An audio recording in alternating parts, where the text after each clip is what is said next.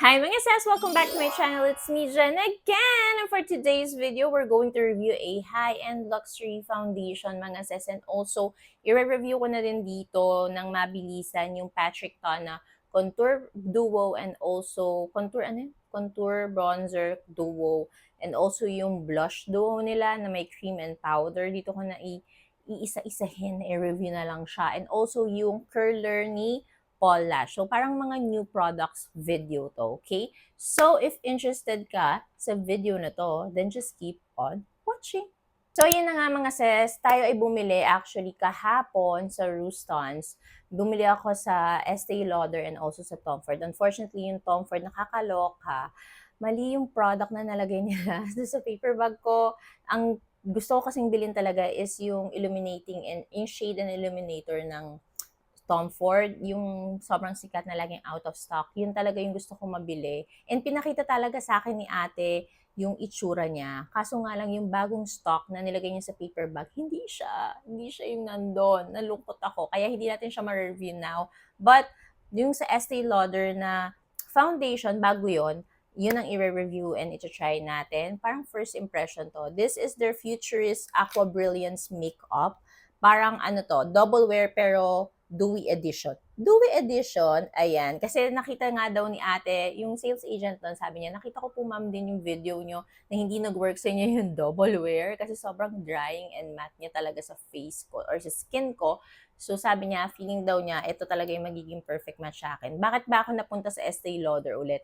Kasi nung isang beses, may nag-makeup sa akin, makeup artist, wala mo makeup artist. Ang ginamit niya is yung Estee Lauder na sheer. Sabi ko, oh my God, ang ganda niya. So, pumunta ako kinabukasan agad sa Estee Lauder. And yun nga, binili ko din yung sheer na yon si Tony, yung shade ko. Tapos, dito kasi ako nainganyo talaga. Sabi ko, oh my God, ito try ko to kasi baka mamaya ano yun, alam mo yun, baka perfect na talaga siya sa akin. Kasi yung sheer, para siyang tinted moisturizer, something like that lang. Sobrang sheer niya. So, tsaka ko na lang i-review yun sa inyo mga sis. So, ito, sobrang excited akong matry. As in. So, ayan siya. This is 3,500 pesos mga sis sa Rustons Makati. And ang shade na binigay sa akin ni ate is 2N1. Dapat talaga 3W1 ako. Tapos naging 2W1 kaso wala siyang stock. So, ang pinakadikit na lang, sa sobrang gusto kong matry itong product na to is 2N1. So, if ever man na maputi sa akin, mga sis, hayaan nyo na lang. Pero gusto ko kasing makita yung anong mangyayari sa mukha kung maganda ba yung finish niya. Okay? So, as usual, sobrang ganda ng packaging, very social. Actually, yung sheer nga, 2,900 pesos yun. Pero alam mo yung parang plastic something lang siya na package. Pero itong sosyalin, di ba? Tapos, ayan, i-shake daw muna. Nakalagay dito ang instruction. Tapos, pump na natin. Ayun. Hindi siya yung super runny. Siguro kasi sabi ni ate, may coverage din talaga to. Hindi siya katulad nung sheer na very runny and liquidy. So, ayun siya, mga sis. Kaka-excite. Parang feeling ko naman mag-work sa akin tong shade na to, no? So, I have nothing on my face right now. Ito lang muna. Puti ba? Sana hindi naman sobrang puti. Anong amoy niya? Amoy makeup. Walang kwenta amoy makeup. One layer lang muna tayo.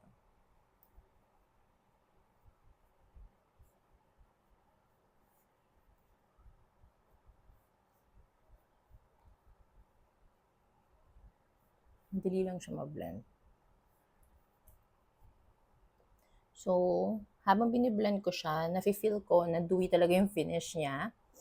And, ang coverage niya is, light to medium lang. Hindi siya full coverage, but feeling ko buildable siya. Let's see mamaya. Pero, ayan siya. Uy, alam mo, okay lang yung shade sa akin. Kala ko pa naman sobrang puti. Pero okay siya.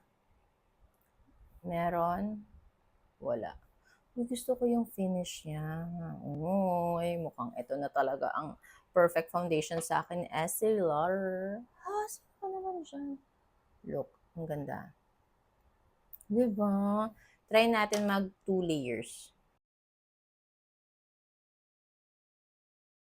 So, first layer, nagpipick through pa yung mga ibang chismis ko. And may onting redness pa rin dito sa may nose area ko. So, let's see sa second layer. Alam mo, hindi siya heavy. Yung double wear kasi, pagka-blend mo pa lang, ramdam mo na talaga agad yung bigat niya sa mukha. Yung alam mong may foundation ka sa Peslak mo. Oh, wow. Oh my God, I love this finish. Oh my God, this is for me na. So yeah, it's light to medium talaga lang. Not like yung double wear nila, bugs na full coverage. Pero mas gusto ko na to, mas skin-like siya, hindi heavy, and ayun, na-cover din naman yung pimple ko dyan. And I like the oh my God, bugs. Oh, I love it.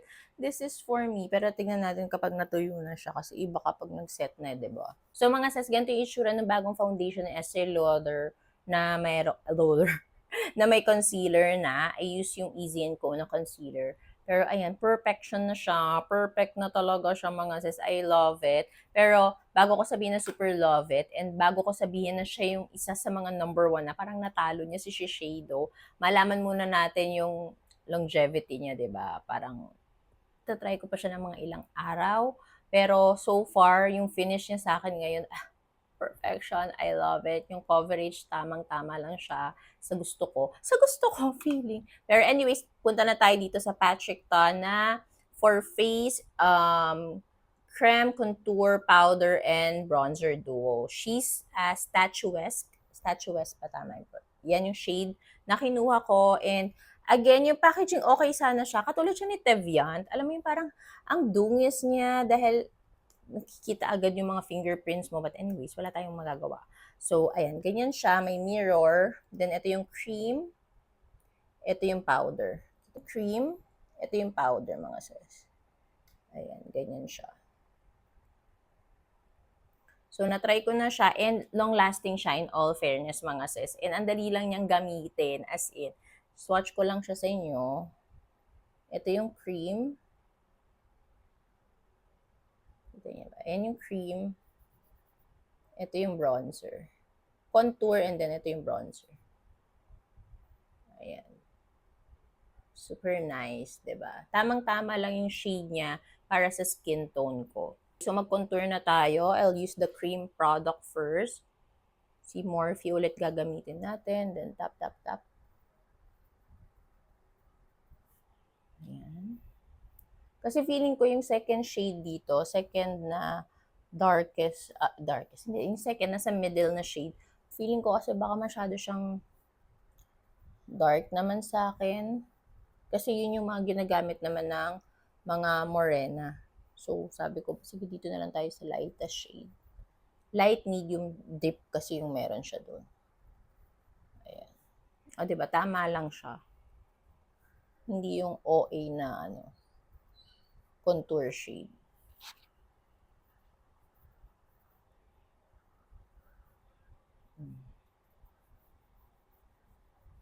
I like it kasi mabilis lang siyang ma-blend and everything. Alam mo yun, effortless siya. Boosh. Mamaya ako nagagamitin yung powder, okay? Then next, ito naman yung kanilang blush duo, mga sis. May cream and also may powder. So, di ba nauuso yung parang technique niya na powder muna din, tsaka mo lalagyan ng cream. Mas maganda daw na ganun. So, let's see. Actually, na-try ko na. Mas maganda nga siya in all fairness, ha? Amazables yung idea na yon. So, papakita ko sa inyo. Magpa-powder muna tayo. This is in the shade She's That Girl. I like this kasi parang ang lakas lang yung maka-fresh. Ayan, oh. At bongga ang pigment, mga sis. OA. OA. Kaya dapat, ano lang siya, a little goes a long way. No, di ba, ang lakas lang maka-fresh. Fresh-freshen lang tayo, mga sis. Ayan. Carry, di ba? Sa kabila.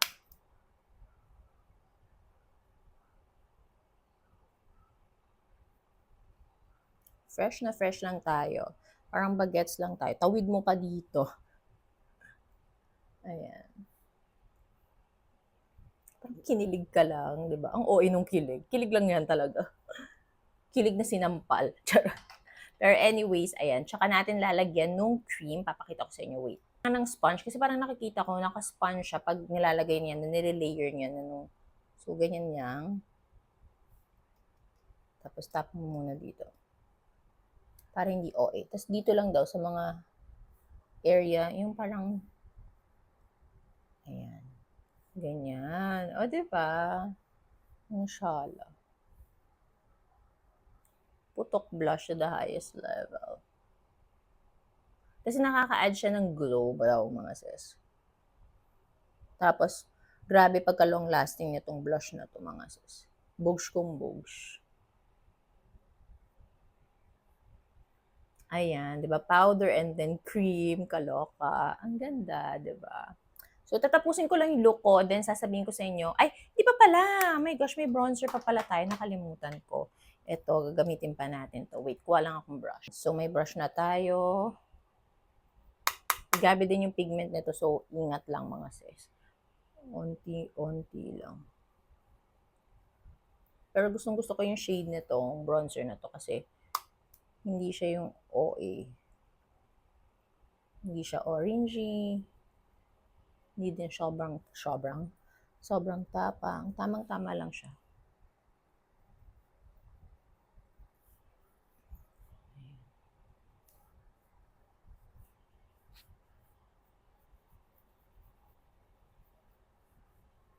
Diba? Hindi pa tayo nakapaglagay pala sa ilong ng contour. Okay tayo.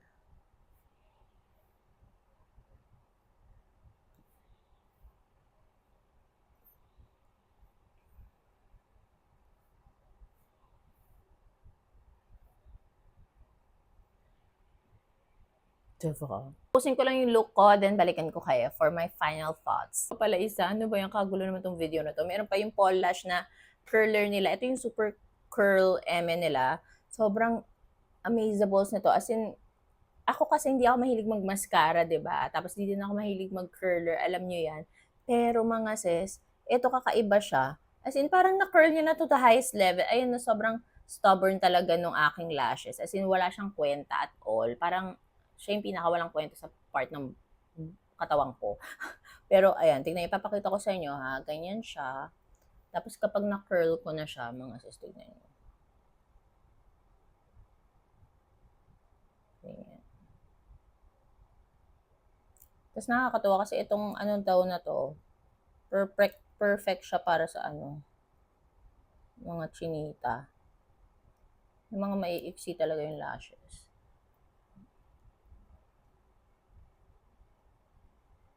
Ayan o, naka-curl na siya mga sis. Kala ko compare dito. Diba? Super curl talaga. Minsan lang ako ma-amaze sa curler. Kasi minsan lang din naman ako bumili. Pero amazables to. Kaso out of stock ata siya. Tinignan ko sa Shopee. Out of stock. Ayan, oh. Hugs. Diba? May pilik mata pala ang sis nyo. Kala ko talaga dati wala. Charot. Pero amazing siya. So, ayan. Pinakita ko lang sa inyo. Tapusin ko na yung look talaga this time. So, ayun mga sis. This is my final look using the new products. And ito na yung final thoughts ko. I mean, for the Estee Lauder na foundation, this will be my first impression, okay? Kasi ngayon ko pa lang naman siya try talaga. Then sa Patrick final thoughts ko na talaga yun. Review na, pati yung sa Paul Lash, okay? So, first is for the foundation. For this foundation, so far, I love it. Kasi ang ganda nung finish niya. Nakapag-content na ako ng iba. Right now, siguro mga naka 1 hour and a half na siya sa face ko. And so far, okay na okay pa rin siya. Walang cakiness, walang nag-break sa nose ko. Not like yung kay Double Wear, diba? As in, grabing malala talaga yung itsura niya.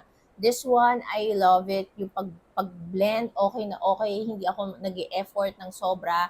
Kasi yung kay Double Wear, parang ang bilis niyang mag-set. Parang wala kang time. Parang mabilisan talaga. Pero ito, I like it. And ang ganda niya kahit naka 2 layers na very lightweight siya sa mukha, sa balat. Walang heaviness. Parang feeling ko nga hindi ako naka-foundation ngayon eh. Sobrang, ganun siya kaganda. And feeling ko, since naka, di ba makulimlim na ngayon, and naka LED na lang ako, dahil yung ilaw is medyo, yung Mr. Sun is wala.